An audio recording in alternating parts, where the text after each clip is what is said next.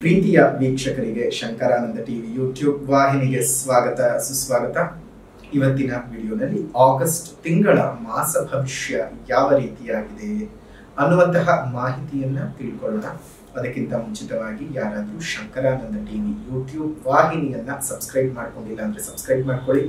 ಪಕ್ಕದಲ್ಲೇ ಇರುವಂತಹ bell icon ಒತ್ತಿ ಅದರಿಂದ ನೆಕ್ಸ್ಟ್ ಅಪ್ಲೋಡ್ ಮಾಡುವಂತಹ ವಿಡಿಯೋಗಳು ನಿಮಗೆ ನೋಟಿಫಿಕೇಶನ್ ಮುಖಾಂತರ ಬಂದು ತಲುಪತ್ತೆ. ಹೊಸ ಹೊಸ ಮಾಹಿತಿಗಳನ್ನ ತಿಳ್ಕೊಳ್ಳೋದಕ್ಕೆ ಸಾಧ್ಯವಾಗುತ್ತೆ.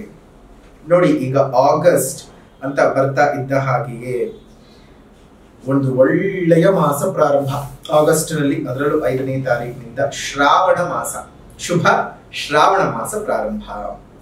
ಈ ಶ್ರಾವಣ ಮಾಸದ ವಿಶೇಷತೆಗಳೇನು? ಶ್ರಾವಣ ಮಾಸದಲ್ಲಿ ನಾವು ಇದೇ ಶ್ರಾವಣ ಮಾಸದಲ್ಲಿ ನಾವು ಯಾವ ವ್ರತಗಳನ್ನ, ಯಾವ ಪೂಜೆಗಳನ್ನ ಮಾಡಬೇಕು, ಯಾರು ಯಾವ ಪೂಜೆಗಳನ್ನ ಮಾಡೋದ್ರಿಂದ ಅನುಕೂಲತೆ ಇದೆ, ಅನಾನುಕೂಲತೆಗಳಿಂದ ನಾವು ದೂರ ಆಗಬಹುದು ಅನ್ನೋ ವಿಚಾರಗಳನ್ನು ಸಹ ನಾವು ಈ ವಿಡಿಯೋನಲ್ಲಿ ತಿಳ್ಕೊಳ್ಳೋಣ. ಪ್ರಥಮವಾಗಿ ಮಾಸ ವಿಶೇಷತೆಯನ್ನ ತಿಳ್ಕೊಳ್ಳೋಣ. ನೋಡಿ, ಶ್ರಾವಣ ಮಾಸ ಅಂತ ಹೇಳ್ತಾ ಇದ್ದ ಹಾಗೆಯೇ ನಮ್ಗಲ್ಲಿ ಶ್ರಾವಣ ಮಾಸದ ಮಂಗಳವಾರ, ಶ್ರಾವಣ ಮಾಸದ ಶುಕ್ರವಾರ, ಶ್ರಾವಣ ಮಾಸದ ಶನಿವಾರ ಎಲ್ಲವೂ ಸಹ ಪ್ರಮುಖವಾಗಿ ಇರುವಂತಹದ್ದು. ಎಷ್ಟೋ ಜನ ಗೊತ್ತಿಲ್ಲ, ಈ ಶ್ರಾವಣ ಮಾಸ ಅಂತ ಹೇಳ್ತಾ ಇದ್ದ ಹಾಗೆಯೇ ಇದು ಕೇವಲ ವಿಷ್ಣು ದೇವರನ್ನ ಅಥವಾ ದೇವಿಯರನ್ನ ಪೂಜೆ ಮಾಡತಕ್ಕಂಥ ಮಾಸವಲ್ಲ. ಸಾಕ್ಷಾತ್ ಪರಮೇಶ್ವರನಿಗೆ ಬಹಳ ಪ್ರಿಯವಾದಂತಹ ಮಾಸ ಶ್ರಾವಣ ಮಾಸ. ಗೌರಿ ಸಮೇತ ಭೂಮಿಯಲ್ಲಿ ನೆಲೆಸ್ತಾನೆ ಪರಮೇಶ್ವರನು. ಹಾಗಾಗಿಯೇ ಮಂಗಳ ಗೌರಿ ವ್ರತವನ್ನ ಇದೇ ಶ್ರಾವಣ ಮಾಸದ ಮಂಗಳವಾರದಂದು ವಿವಾಹಿತ ಸ್ತ್ರೀಯರು, ನವದಂಪತಿಗಳು ಮಾಡ್ತಕ್ಕಂಥದ್ದು. ತಮ್ಮ ಮಾಂಗಲ್ಯ ವೃದ್ಧಿಗಾಗಿ, ಮಾಂಗಲ್ಯ ಭಾಗ್ಯ ಚೆನ್ನಾಗಿ ಇರಲಿ, ಮನೆಯಲ್ಲಿ ಯಾವುದೇ ರೀತಿಯ ತೊಂದರೆ ತಾಪತ್ರೆಗಳು ಕಾಡದೇ ಇರಲಿ, ಗಂಡ ಹೆಂಡತಿಯ ಜೊತೆಗೆ ಅನ್ಯೋನ್ಯವಾದಂತಹ ಬಾಂಧವ್ಯ ಇರಲಿ, ಎಲ್ಲ ರೀತಿಯಾಗಿಯೂ ಕುಟುಂಬದಲ್ಲಿ ಸುಖ ಸೌಖ್ಯಗಳು ವೃದ್ಧಿಯಾಗಲಿ ಅಂತ ಹೇಳಿ ಈ ಒಂದು ಮಂಗಳ ಗೌರಿ ವ್ರತವನ್ನ ಮಾಡುವುದುಂಟು. ಯಾರಾದ್ರೂ ಮಂಗಳ ಗೌರಿ ವ್ರತವನ್ನ ಮಾಡ್ತೀರಾ ಅಂತಂದ್ರೆ ಈ 4 ಮಂಗಳವಾರಗಳು ಅತ್ಯಂತ ಶ್ರೇಷ್ಠವಾದದ್ದು. ಮೊದಲನೇದಾಗಿ ನೀವು ಮಾಡಬೇಕಾಗಿರ್ತಕ್ಕಂತಹ ಮಂಗಳ ಗೌರಿ ವ್ರತ ಅಂತ ಬಂದ ತಕ್ಷಣವೇ ಮೊದಲನೇದಾಗಿ 6ನೇ ತಾರೀಕು 8ನೇ ತಿಂಗಳು 2024 ಮಂಗಳವಾರದಂದು ನೀವು ಮಂಗಳ ಗೌರಿ ವ್ರತವನ್ನು, ಅದೇ ರೀತಿಯಾಗಿ 2ನೇದಾಗಿ 13ನೇ ತಾರೀಕು 8ನೇ ತಿಂಗಳು 2024 ಮಂಗಳ ಗೌರಿ ವ್ರತವನ್ನ ನೀವು ಮಾಡಬಹುದು. ಅದೇ ರೀತಿಯಾಗಿ ಮುಂದೆ 3ನೇದಾಗಿ ಅಂತ ಬಂದ ಸಂದರ್ಭದಲ್ಲಿ 20ನೇ ತಾರೀಕು 8ನೇ ತಿಂಗಳು 2024, ಇನ್ನು ಕೊನೆಯದಾಗಿ ನೀವು ಮಾಡಬಹುದಾಗಿರತಕ್ಕಂಥದ್ದು ಅಂತ ಬಂದ ಸಂದರ್ಭಕ್ಕೆ 27ನೇ ತಾರೀಕು 8ನೇ ತಿಂಗಳು 2024ರಂದು ಈ ಮಂಗಳ ಗೌರಿ ವ್ರತ. ಶ್ರಾವಣ ಮಾಸದ 4 ಮಂಗಳವಾರಗಳು. ನೋಡಿ, ಮೊದಲನೇದಾಗಿ ಇನ್ನೊಮ್ಮೆ ದಿನಾಂಕಗಳನ್ನ ನಾವು ಹೇಳ್ತೀವಿ, ಬರೆದಿಟ್ಕೊಳ್ಳಿ. ಮೊದಲನೇದಾಗಿ 6ನೇ ತಾರೀಕು, 2ನೇದಾಗಿ ನಿಮಗೆ ಬರ್ತಕ್ಕಂಥದ್ದು 13ನೇ ತಾರೀಕು, ಇನ್ನು ಮುಂದಿನದಾಗಿ 3ನೇದಾಗಿ ಬರುವಂತದ್ದು 20ನೇ ತಾರೀಕು, 27ನೇ ತಾರೀಕು.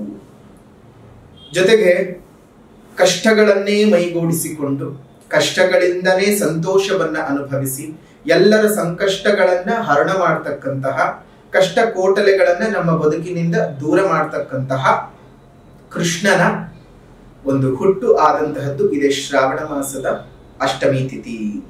ಆ ಅಷ್ಟಮಿ ತಿಥಿ ಅಂತ ಬಂದ ಸಂದರ್ಭದಲ್ಲಿ ನೋಡಿ, ಕೃಷ್ಣ ಜನ್ಮಾಷ್ಟಮಿಯನ್ನ 26ನೇ ತಾರೀಕಿನಂದು ಮಾಡ್ತಕ್ಕಂತಹದ್ದು ಇದೆ. ಈ ಒಂದು ವಿಶೇಷವಾಗಿ ಮನ್ನಾರ ಕೃಷ್ಣ ಜಯಂತಿಯನ್ನ, ಕೃಷ್ಣಾಷ್ಟಮಿಯನ್ನ 26ನೇ ತಾರೀಕು ಮಾಡುವಂಥದ್ದು.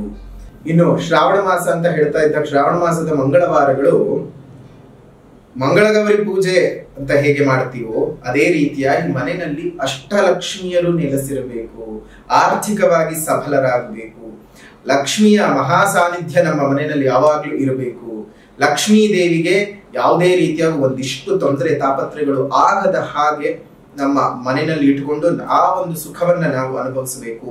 ಮನೆಯಲ್ಲಿ ಯಾವುದೇ ರೀತಿಯಾಗೂ ಆರ್ಥಿಕ ತೊಂದರೆಗಳು, ಆರ್ಥಿಕ ಬಾಧೆಗಳು ಬರಬಾರದು ಅಂತ ಹೇಳಿ ಇದೇ ಶ್ರಾವಣ ಮಾಸದ ಎಲ್ಲಾ ಶುಕ್ರವಾರಗಳಂದು ಮಹಾಲಕ್ಷ್ಮಿ ಪೂಜೆಯನ್ನ ಮಾಡ್ತಾರೆ. ಆಷಾಢ ಮಾಸದಲ್ಲಿ ಹೇಗೆ ಮಾಡ್ತಾರೋ ಶ್ರಾವಣ ಮಾಸದಲ್ಲಿ ಸಹ ಅದೇ ರೀತಿಯಾಗಿ ಮಾಡ್ತಾರೆ. ಇನ್ನು ಈ ಒಂದು ಮಾಸದಲ್ಲಿ ನಮಗೆ ಬರ್ತಕ್ಕಂಥದ್ದು ವರಮಹಾಲಕ್ಷ್ಮಿ ವ್ರತ. ಹುಣ್ಣಿಮೆಗೂ ಮುಂಚೆ ಬರ್ತಕ್ಕಂತಹ ಶುಕ್ರವಾರದಂದು ವರಮಹಾಲಕ್ಷ್ಮಿ ವ್ರತ 16ನೇ ತಾರೀಕು. ಈ 16ನೇ ತಾರೀಕು ಬರ್ತಕ್ಕಂತಹ ಈ ಒಂದು ವರಮಹಾಲಕ್ಷ್ಮಿ ವ್ರತವನ್ನು ಸಹ ತಾವೆಲ್ಲರೂ ಆಚರಣೆ ಮಾಡಬಹುದು. ಆಚರಣೆಯನ್ನ ಮಾಡಿ ಮಹಾಲಕ್ಷ್ಮಿ ಅಮ್ಮನವರ ಕೃಪೆಗೆ ಪಾತ್ರರಾಗಬಹುದು.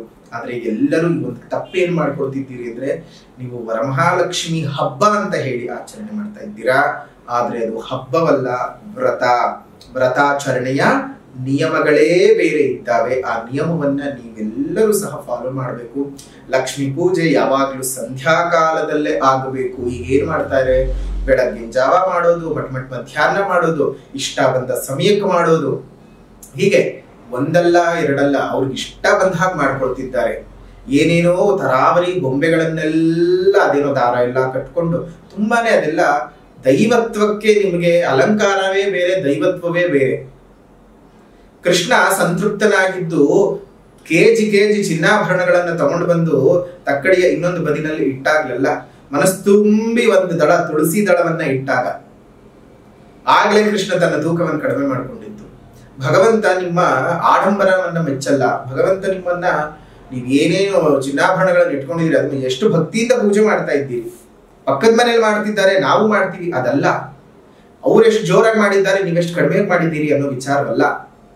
ಎಷ್ಟು ಭಕ್ತಿಯಿಂದ ಮಾಡಿದ್ದೀರಿ, ಎಷ್ಟು ಶ್ರದ್ಧೆಯಿಂದ, ಎಷ್ಟು ನಿಯಮವಾಗಿ ಮಾಡಿದ್ದೀರಾ, ಅದು ತುಂಬಾನೇ ಮುಖ್ಯವಾಗತ್ತೆ.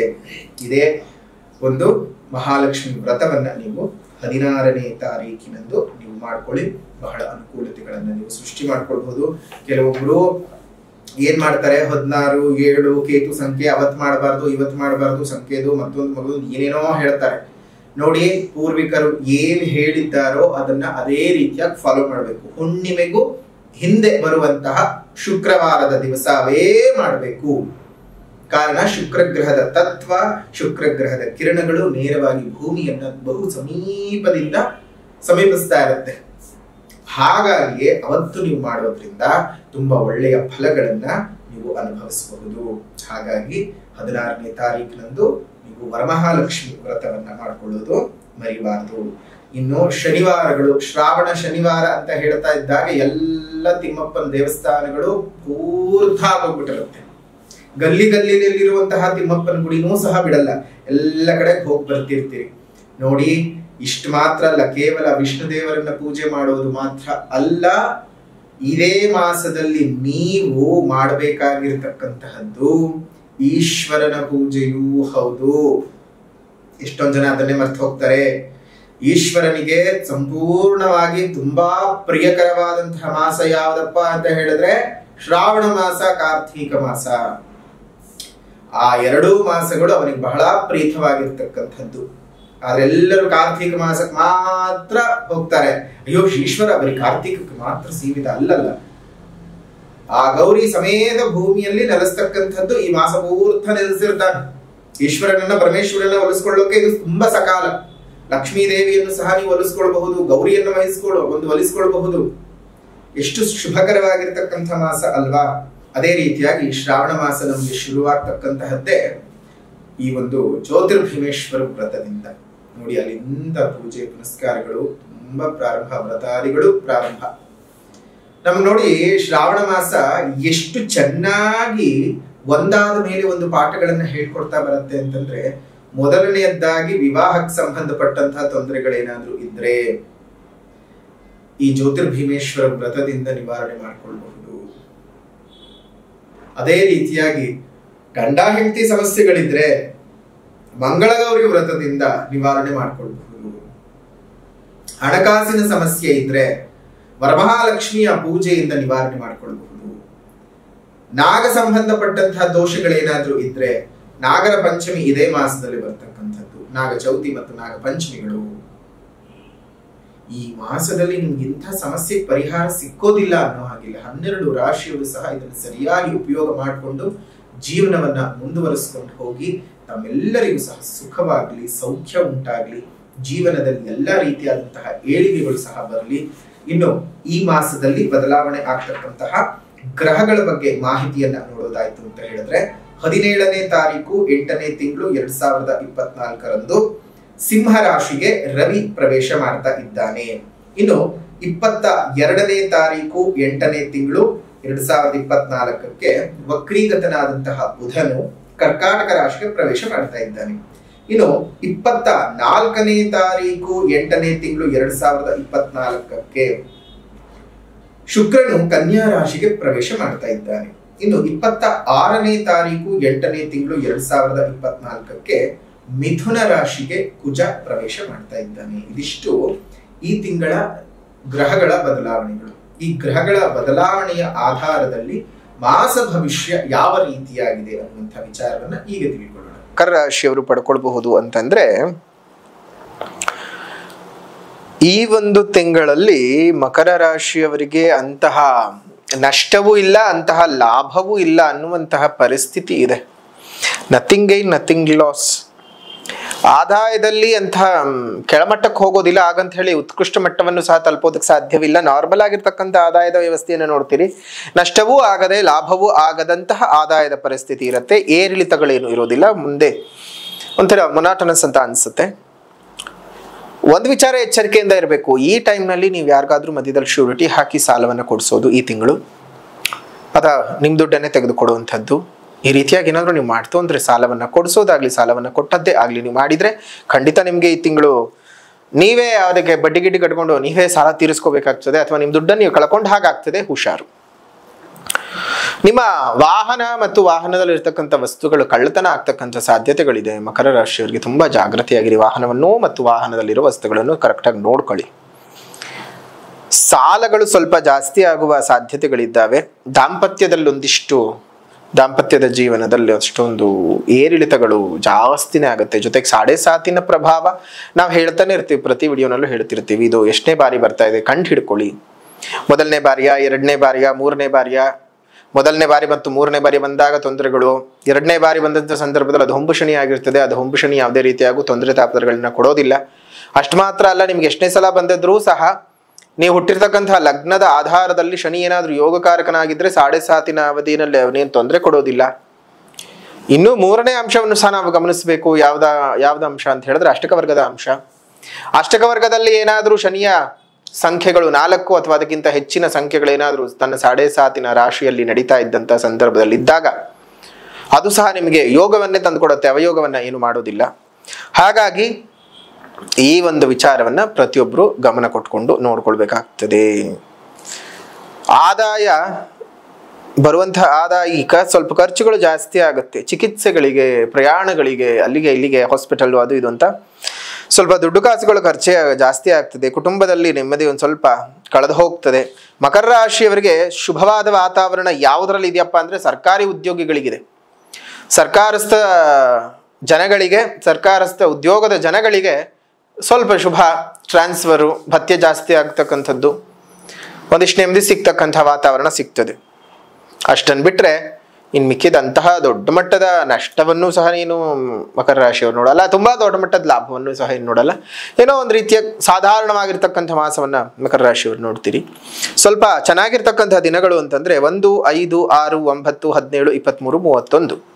1, 5, 6, 9, 17, 23, 31 ಈ ದಿನಗಳು ನಿಮಗೆ ತುಂಬಾನೇ ಚೆನ್ನಾಗಿರ್ತಕ್ಕಂಥದ್ದು. ಆ ದಿನಗಳನ್ನು ಉಪಯೋಗಿಸ್ಕೊಳ್ಳಿ.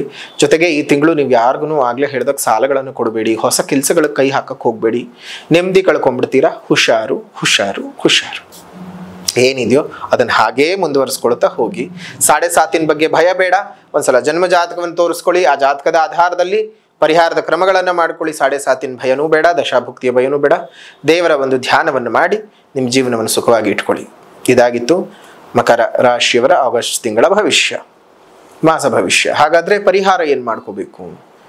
ಗಿಡಗಳನ್ನು ನೆಟ್ಟು ಪೋಷಣೆ ಮಾಡಿ, ಸಾಮಾಜಿಕ ಪರಿಹಾರವಾಗಿ ಗಿಡಗಳನ್ನು ನೆಟ್ಟು ಪೋಷಣೆ ಮಾಡಿ, ಉದ್ಯಾನವನಗಳಲ್ಲಿ ಒಂದೊಂದು ಹಣ್ಣಿನ ಗಿಡಗಳನ್ನು ಕೊಟ್ಟು ಪೋಷಣೆ ಮಾಡಿಸಿ, ಮನೆ ಮುಂದೆ ಮತ್ತು ಮೇಲ್ಭಾಗದಲ್ಲಿ ಸಣ್ಣ ಸಣ್ಣ ಕುಂಡಗಳಲ್ಲಿ ನೀರನ್ನು ಇಡಿ. ಅದರಿಂದ ಅದೆಷ್ಟೋ ಜೀವಜಂತುಗಳಿಗೆ, ಪ್ರಾಣಿಗಳಿಗೆ, ಪಕ್ಷಿಗಳಿಗೆ ನೀರಿನ, ಆಹಾರದ ವ್ಯವಸ್ಥೆ ಆಗ್ತದೆ. ದೇವರೇ ನಿಮ್ಮನ್ನು ಹರಸಿ ಹಾರೈಸ್ತಾನೆ. ಪ್ರಕೃತಿಯನ್ನು ಕಾಪಾಡಿದ್ದಕ್ಕಾಗಿ, ಪ್ರಕೃತಿಯನ್ನು ಉಳಿಸಿದ್ದಕ್ಕಾಗಿ, ಪ್ರಕೃತಿಯನ್ನು ಬೆಂಬಲಿಸಿದ್ದಕ್ಕಾಗಿ. ದೇವರ ನಿಮ್ಮನ್ನು ಮೆಚ್ಚಿಕೊಂಡ ಮೇಲೆ ನಿಮಗೆ ಜನ್ಮ, ಜಾತಕ, ಜ್ಯೋತಿಷ್ಯ ಇದು ಯಾವುದರ ಅವಶ್ಯಕತೆಯೂ ಇಲ್ಲ. ದೇವರೇ ನಿಮಗೆ ಹರಸಿ ಹಾರೈಸಿ ಆಶೀರ್ವಾದಗಳನ್ನು ಮಾಡಿ ನಿಮ್ಮನ್ನು ಚೆನ್ನಾಗಿಟ್ಟಿರ್ತಾನೆ. ಶುಭವಾಗಿರಲಿ, ನಿಮ್ಮ ಬದುಕು ಹಸನಾಗಿರಲಿ. ಇನ್ನು ಆಧ್ಯಾತ್ಮಿಕವಾದ ಪರಿಹಾರ ಅಂತ ಬಂದ ಸಂದರ್ಭದಲ್ಲಿ ಈ ಒಂದು ತಿಂಗಳಲ್ಲಿ ನೀವು ಮಾಡ್ಕೊಳ್ಬೇಕಾಗಿರುವಂಥದ್ದು ಏನಪ್ಪ ಅಂದರೆ ಚಾಮುಂಡೇಶ್ವರಿ ದೇವಿಯ ಪೂಜೆಯನ್ನು ಮಾಡಿ, ಚಾಮುಂಡೇಶ್ವರಿ ದೇವಿಯ ಆರಾಧನೆಯನ್ನು ಮಾಡಿ ಒಳ್ಳೆಯ ಶುಭ ಫಲಗಳನ್ನು ಅನುಭವಿಸಬಹುದು. ಶುಭವಾಗಲಿ, ನೆಮ್ಮದಿಯಾಗಿ ಇರಿ, ಬದುಕು ಚೆನ್ನಾಗಿರಲಿ. ಮಕರ ರಾಶಿಯವರ ಆಗಸ್ಟ್ ತಿಂಗಳ ಮಾಸ ಭವಿಷ್ಯವನ್ನು ಇಲ್ಲಿಗೆ ಮುಕ್ತಾಯ ಮಾಡೋಣ. ವಿಡಿಯೋ ಇಷ್ಟ ಆದರೆ ಲೈಕ್ ಮಾಡಿ, ಶೇರ್ ಮಾಡಿ, ಕಮೆಂಟ್ ಮಾಡಿ. ಪುನಃ ಮುಂದಿನ ವಿಡಿಯೋನಲ್ಲಿ ಭೇಟಿ ಮಾಡ್ತೇನೆ. ಅಲ್ಲಿವರೆಗೂ ನಮಸ್ಕಾರ. ಲೋಕ ಸಮಸ್ತ ಸುಖಿನೋ ಭವಂತು, ಸಕಲ ಸನ್ಮಂಗಳಾನಿ ಭವಂತು, ಸರ್ವೇ ಜನಾಃ ಸುಖಿನೋ ಭವಂತು, ಸಮಸ್ತ ಸನ್ಮಂಗಳಾನಿ ಭವಂತು.